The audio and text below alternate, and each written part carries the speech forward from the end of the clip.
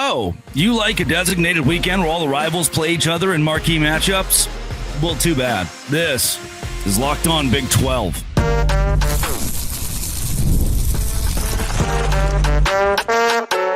You are Locked On Big 12, your daily podcast on the Big 12 Conference. Part of the Locked On Podcast Network, your team every day.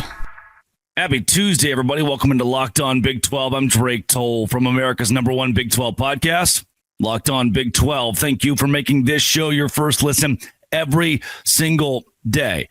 The Big 12 has released its football schedule for 2025. And I don't want to be the ultimate pessimist. I don't want to be negative. I don't want this to come across as me just complaining for the sake of complaining. But I, as a fan, as someone who wants the Big 12 to succeed, but I'm also a fan, I want a product that stands in on the national scale as well as standing out, that can be in the middle of a national conversation on Rivalry Week. As someone who likes good football on big weekends, I think this sucks. If you hit subscribe, I get to keep my job. Kansas and Utah will bookend the season. Kansas State and Colorado. Oh, we get the real old-fashioned matchup between Baylor and Houston. BYU and UCF will compete on Rivalry Week. And not one person can give me a good, hearty explanation for why we are doing that. People are trying, and there is a narrative across social media. There's a narrative, I believe, as far as how the conference wants to pitch it, that we're going to differentiate ourselves and stay away from Rivalry Weekend. We don't want to get buried around everybody else. And we feel as though the strategy is to Astrofrog on Twitter puts it as, I'm convinced this is a Big 12 strategy to not put our big rivalries up against other conferences. Rivalries seems they want to place them throughout the season, hoping they get better TV coverage. That's it. That's what we're hoping for.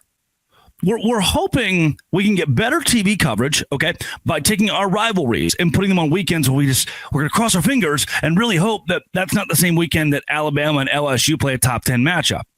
You know, any given weekend in college football can have major rivalries. Look at last season where Oregon and Washington just wasn't that fun of a game. Like, you just don't really...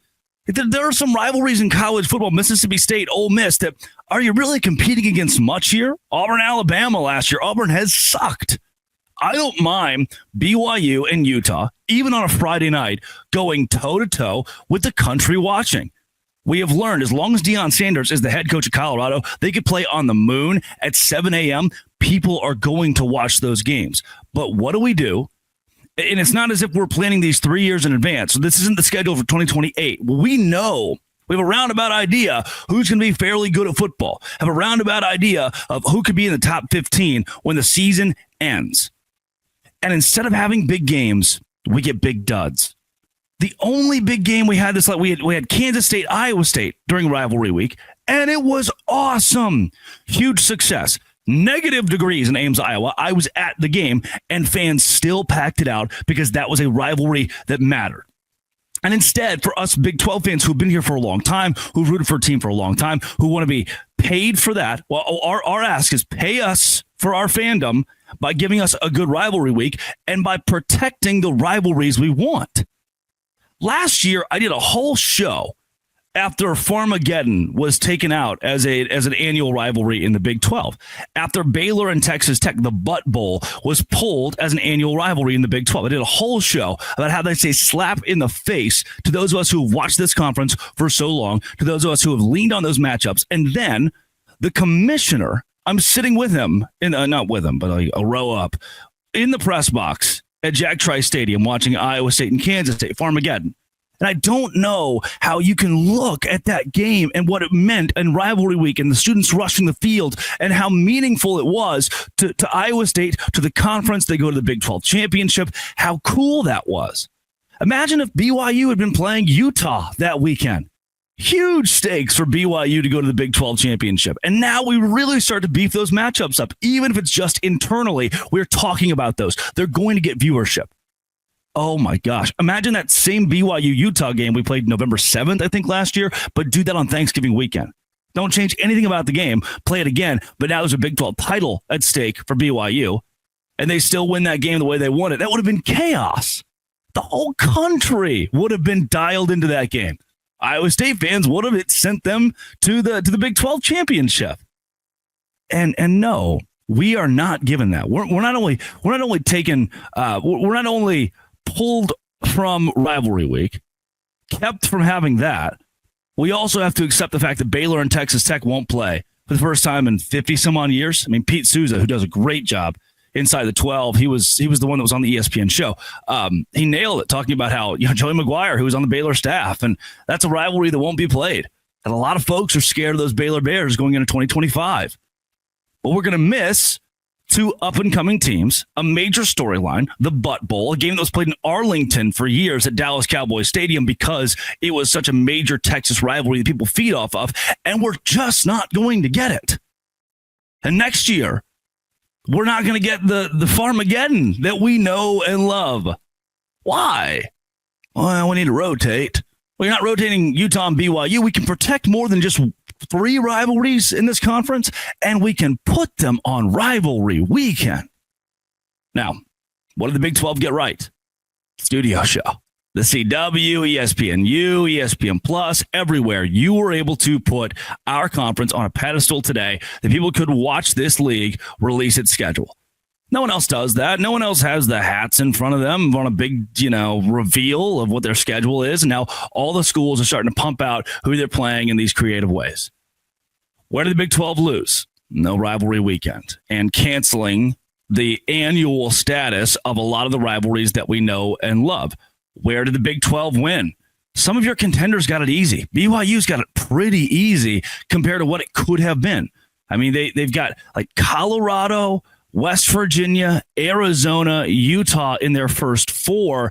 That is a very winnable stretch of 4 games if you ask Las Vegas. BYU will likely be favorites in each of those. Then they end their season with TCU, Cincinnati, and UCF. You start and finish your year, if you're BYU, with a very winnable slate. The Big 12 won by having major contenders not have the worst schedules in the entire world. The Big 12 lost, I think, in this whole deal by announcing the schedule on February 4th. Like, fans now have a much more limited time to plan out when they can go to what, when homecoming's going to be, who homecoming's going to be against. I just want to know these things.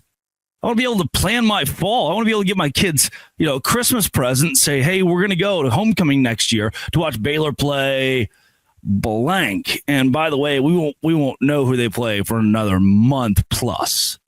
Merry Christmas. It's smaller stuff to me. I know Brett Yormark's a marketing genius. I trust him. I don't think there are very many reasons not to trust him at this point. I want a couple answers on why the Big 12 is making the moves that it's making going forward with the schedule. It's not my favorite thing in the world. Sorry if that was all negative. It wasn't. I mean, wasn't supposed to inherently be negative, but it was. Today's show is brought to you by, you know it. You know it's coming. Today's show is brought to you by FanDuel. FanDuel's where I go, man.